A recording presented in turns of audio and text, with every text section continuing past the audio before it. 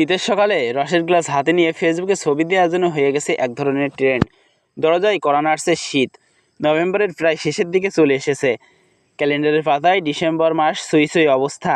দিনে কিছুটা গরম অনুভূত হলেও সন্ধ্যা হলেই শীতের আগমনী বার্তা হাতছানি দিচ্ছে। কুয়াশার সাথে শীত অনুভূত হচ্ছে। সকালের শিশির ভেজা ঘাস জানান দিচ্ছে শীতের আগমনী বার্তা। এরই মধ্যে শীত আসতে না আসতেই চুয়াডাঙ্গা জেলার গাছিরা আগাম খেজুর গাছ পরিচর্যায় ব্যস্ত সময় পার করছে। কে কত আগে খেজুর রস সংগ্রহ করতে পারে সেই প্রতিযোগিতাই চলছে চুয়াডাঙ্গার গাছিদের মাঝে। খেজুর গাছ থেকে বিশেষভাবে রস সংগ্রহ করতে পারদর্শীদেরকে স্থানীয়ভাবে গাছি বলা হয়ে থাকে।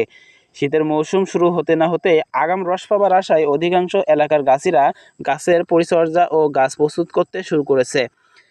গাছিরা হাতে হিসেও নিয়ে ও কোমরে ডোঙ্গা বেঁধে দক্ষ হাতে গাছ পরিচর্যা করছে রস পাবার আশায়। ধারালো দা দিয়ে খেজুর গাছের সোনালী অংশ বের করা